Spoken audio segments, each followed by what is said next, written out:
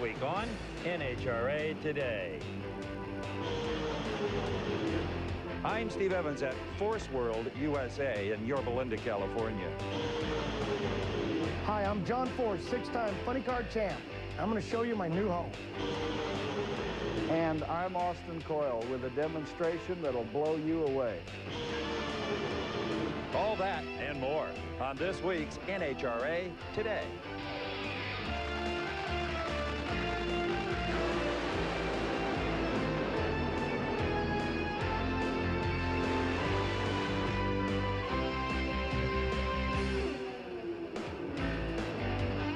NHRA Today is brought to you by Mopar, Chrysler Corporation Parts, and the Chrysler, Plymouth, Dodge, Jeep, and Eagle dealers who sell and install them.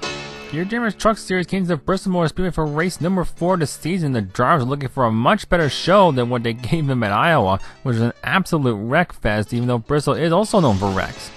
Gloria Quintanilla continued his recent hot form of Richard Schwinn, Brett Boncari, Chris Scala, and James Walker to top 5. As the field will go around the Bristol Motorspeedway for 200 laps of short track racing action that is known for good racing and sometimes some short tempers. And it didn't take long for the yellow to come out on lap number 9. Alfie Sharon Jr. gets loose in the exit turn 4, loses the back end, spins around, and would hit the inside wall. The first caution car on lap number 9, his day would already be over. And then on lap number 24, James Walker slides up into James Williams in turn 3. Justin Moore would then get into the back of him. Jordan Mounds gets also involved. Then Dave Rose spins out John Dew. A big pileup of happens in the back that also would include rookie driver Nate Miller involved in this. That was the second caution race, lap number 24.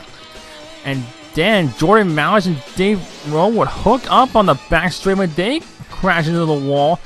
Also, Lucas Lonnie was involved and Joe Petrick. And that caution came out lap number 49. Looked like it was a common car was going to happen in Iowa. And then lap number 66, Steven Schmick hits the wall on the outside of turn number 2. Gets squirrely in front of Joe Petrick. Great job by Petrick to not hit him. He would spin to the inside of turn 3. And the returning Brian Wortman got hit by Schmick, slides up, and then clobbers Andy Moore. Wortman's day would be over.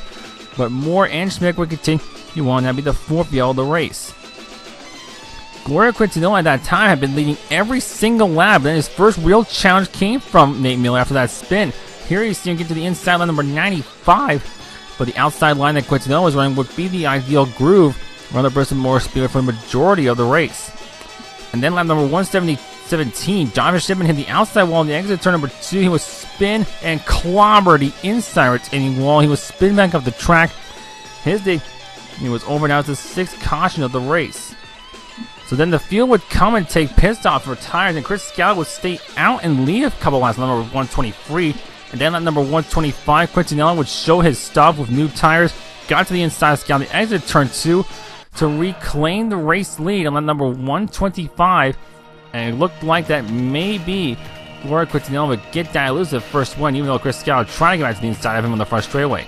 Brett Boncari, the point leader, would go and battle him in for the lead line, number 128, trying everything he can to use that inside line, but Quintanilla was just too strong on the outside line, and he would continue to hold the lead for the majority of the race. Then lap number 137, Steve Dixon gets into the back of Walker on the exit to number 2. Justin Morton had nowhere to go. He would hit Walker as he got him in the outside retaining wall, and that was caution number 7 of the race. And then on the restart, number 143, Boncari hit the outside wall. Turn 2 comes right down and smashes into Nate Miller. And Miller's good run in his series debut would end in disappointment to a clobber the inside retaining wall. That was the 8th caution of the race. Also, Sonny Allen and Joe Petrick got together, but there was no damage done.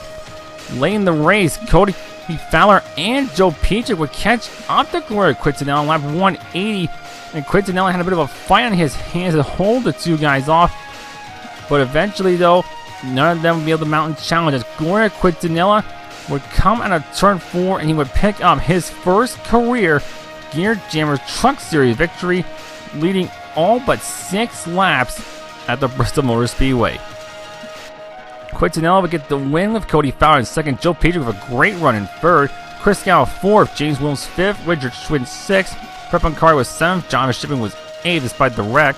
Andy Moore was 9th, and John Dews will round out the top 10 after Bristol. And in the points standings, Fred Buncari's lead had been cut down to 5 points to Gloria Quintanilla. Chris Scala also contention 16 back. Jonathan Shipping, James Wilson tied for 4th. Then it's Joe Pejic, Jordan Malish, Cody Fowler, John Dews, and JJ Christensen rounding out the top 10.